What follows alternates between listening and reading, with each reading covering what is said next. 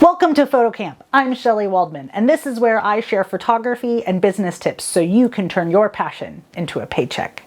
Today, we're going to talk about licensing. And what is a license? What is an image use license? So you might have heard it as a use license, you might have heard it as an image license, you might have heard it as a image use license. Those are all the same things.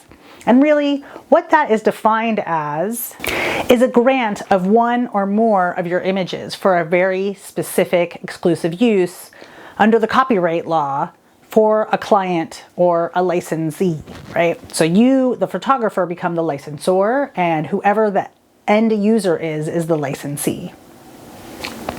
So different use license can be used to reproduce your photo, to distribute that photo in different ways, to transform that photo into multiple things, to display that photo certain places, and even to perform that photo. The goal of the license is to make it very clear for those using the images, as well as anyone reading the license, what you can and cannot do with those photos. So when writing your license, you want to be really specific. You don't need to write in legalese and write in paragraphs and full sentences. You actually can just bullet point it out to make it very clear this is what they can use the image for, how long they can use it for, and where they can use that image. Check out the Picture Licensing Universal System, better known as PLUS. It has terminology that helps you describe your license to your client.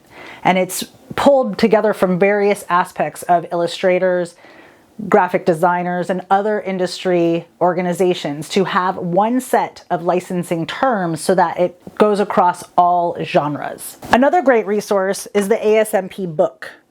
In the book, they actually list out all of the various ways that you can use a license or places to think about when constraining the license or allowing your usage to be used in various ways, such as the distribution format, the placement, the size that the image can be displayed, the versions, how many different changes can the photo go through, the quantity, so what is the max number of magazines it can be in or books that it can be printed on, the duration, so how long, is it in perpetuity, is it 3 years, is it 1 year, the languages, so maybe it's just in English in North America, or maybe it's in Spanish in just Spain, and the exclusivity, is this exclusive to that client or is it non-exclusive, meaning it can be sold to multiple people.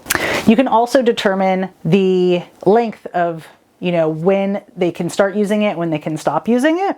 And there's many other things that they have in this book, such as media constraints, region constraints, product and service constraints. So maybe that image can only be used on wholesale license sheets, or maybe it can only be used in their annual report, or maybe it can only be used in editorial.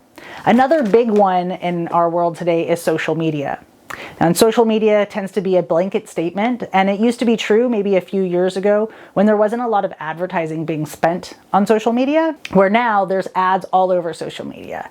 So you can actually break down your social media license to be one post on one platform. You can say that there is no ad spend behind that, meaning it can only be in the client's feed or maybe only in the client and one other person's feed. So for instance, if you're going to put it on your feed or if they're going to put it on their feed, but no ad spend behind it. And then you can get very particular, like maybe they can only put it on Instagram and Facebook, but they can't put it on Twitter and LinkedIn. Or maybe they can only put it on Pinterest for promoted pins. So depending on where they want to use it and how much they want to put that ad spend behind it, it's going to help you determine what needs to be in your license. And also, then that reflects directly on the price that they're going to pay.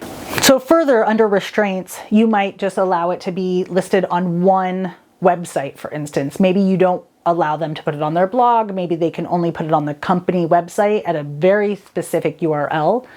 So for instance, maybe it's www.mycompany.com, but they can't put it on a sub-brand. Say the company owns another organization or another brand, they can't put it on www.mycompanyisawesome.com, right? So maybe they're only limited to that one site versus both sites. So you can expand or contract your license depending on what the usage is and especially what the budget is for that client.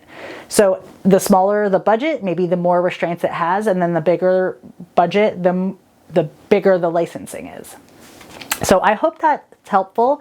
and that gives you a way to start understanding where you can license and how to think about licensing and what areas of licensing there are. Again, just to kind of give you a quick recap, I'm going to run through my list one more time. So places to think about for licensing is the distribution format, the placement, the size, the quantity, the length of usage, so how long they can use it, the language that it can be used in, and the exclusivity, as well as I said, specifically for social media, you want to think about, is it just for their site? Is there going to be ad spend behind it? You can restrain the number of uses on posting as well. Leave your questions in the comment. I'm happy to answer them. And I hope this video was helpful in getting you understanding for how to think about usage and licensing of your work to protect your work and make sure that you're getting paid for other people making money off of your images. If you found this information valuable, I would love it if you would hit the subscribe button below. Thanks so much for tuning in, and I'll see you next week.